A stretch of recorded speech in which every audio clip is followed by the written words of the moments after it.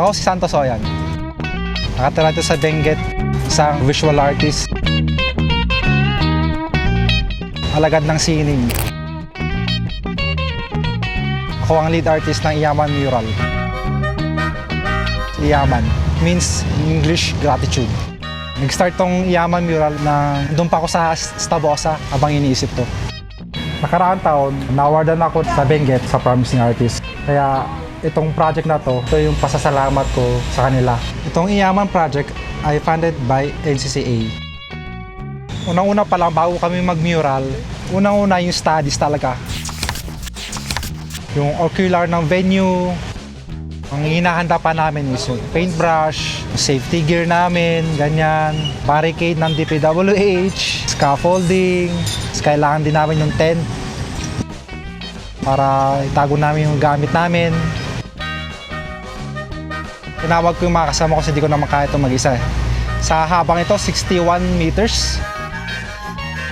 Kaya tinawag ko yung mga dati kong kasama na sila Ellie, Sel, Ronald,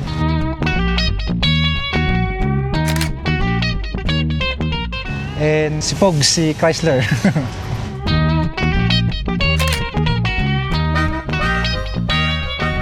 Nakasama ko sila 6 years. 6 years, di ba? 7 years. 7 years na kami nag-mural ng magkakasama. Sa tagal namin pagsasama, alam na namin yung sistema na ginagawa namin sa mural. Itong mural na to ang kauna-unahang ginawa ng grupo namin dito sa La Trinidad, Benguet. Bago kami mag-prime, minimake sure namin na malinis yung wall, walang molds or tuyong-tuyo siya. Nagpapasalamat ako sa BFP La Trinidad na naglinis ng wall kahit umuulan. Maraming salamat. Pag okay na lahat, ready na kami mag-prime.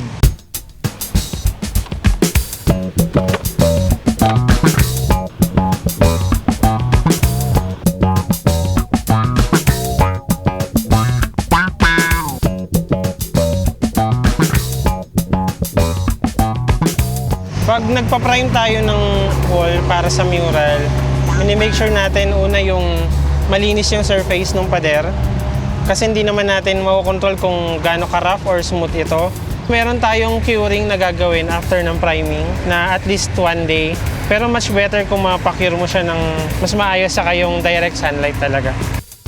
Tapos doon na tayo magpo-proceed sa second step natin, yung doodling, yung mga doodle grids. Ito yung mga freeform lang na lines, pero ang silbi kasi nito or purpose nito sa mural na ginagawa natin, ito yung nagbibigay ng proportion. Kumbaga ito yung targeting ng bawat image concept. At least pwede mo siyang i-adjust per element at pwede mo stretch yung design mo. Kasi mahirap naman kung i-drawing mo siya ng freeform, tapos sobrang laki nito or times 3 ng size mo. Kung mapapansin nyo, tingin kami ng tingin sa cellphone kasi nandito yung design study natin. Nandito rin yung bawat process. Makita nyo kung ano na yung nakasulat, may mga figures, equation, at kung ano na pang numero, mga shapes, mga ganyan. Importante kasi yung doodle sa wall para masundan namin yung sketch na ilalapat. Yung susunod sa doodle naman yung sketch ng design mo.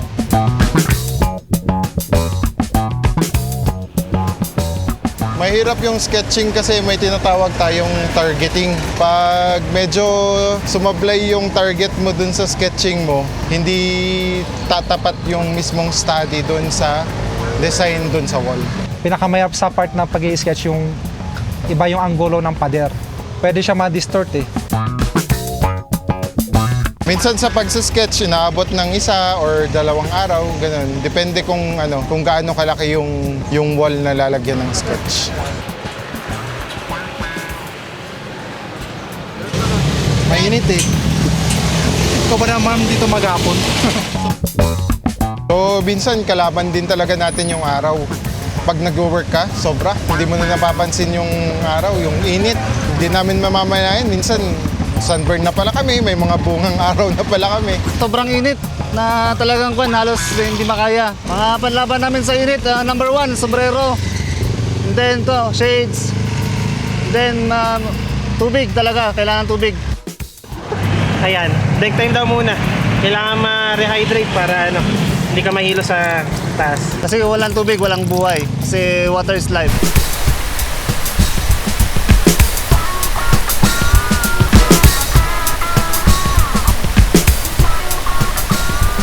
Gusto talaga namin pag umaaraw pa rin, kahit na nagkaka-sunburn na kami, ganun, kaysa sa umuulan. Kasi pag umulan, wala kaming magawang trabaho kasi nawawash out din yung paint. Minsan in 2 p.m. onwards, umuulan na kasi. Tapos pag ramdam namin talang malakas na yung ulan, doon na kami magla-lunch. Pag di pa rin talaga tumitila yung ulan, kinabukasan, doon na kami mag-paint ulit. Okay lang naman din na umulan. Lalo na sa mga farmers kasi ito yung blessing nila, especially sa kanilang mga pananim. Madalas dito po yung daanan ng galing sa norte ng mga fresh vegetable. Ang location ngayon ng ating mural ay dito sa provincial capital ng La Trinidad, Benguet. Sa bungad lang at baba ng capital, kaya kitang-kita yung ginagawa ngayon dito. After ng sketching, mag-fill in lang kami ng yung background, tapos yung basic elements.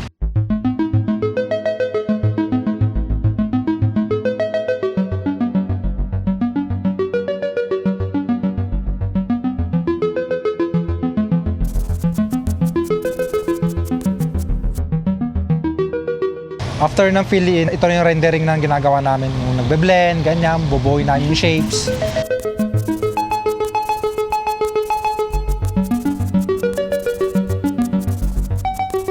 Dapat tandaan sa mga detailing sa pagpipinta is, of course, separate at nakaset na yung mga pintura na gagamitin.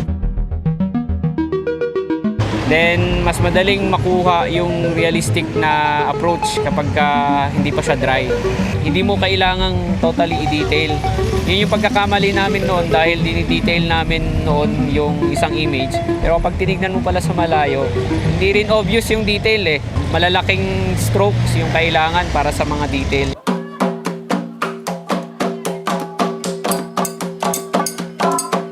Tapos makikita nyo lahat ng patterns ng galing sa Benguet. Geometrical symbols, ganyan. Coffee Benguet. Tapos ito yung naggagansa. And then, yung couple dance, yung celebration.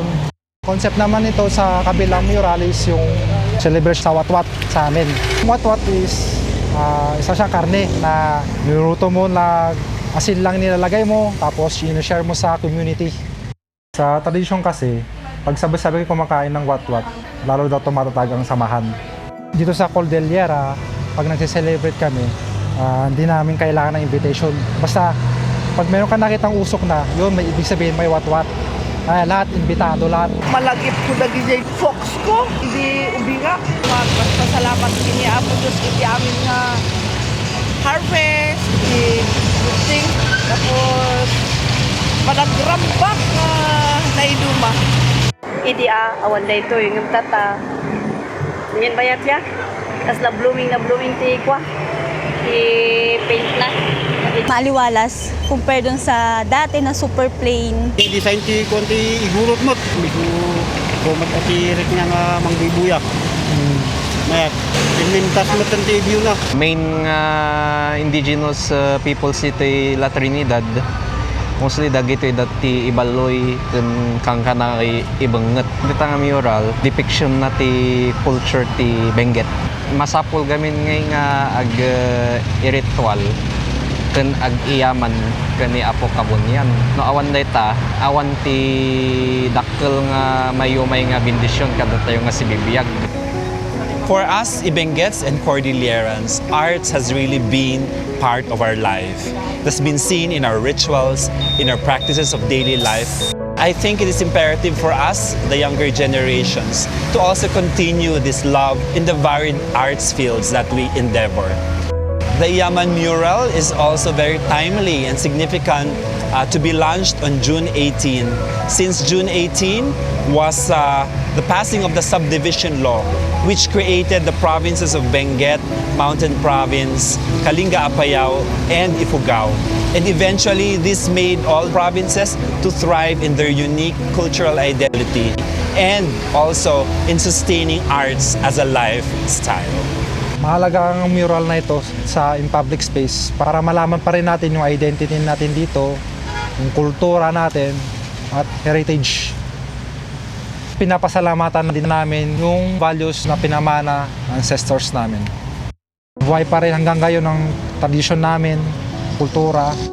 As an artist, pinapasalamatan ko yung local government ng Benguet, yung community, yung mga kasama kong mga artist na to.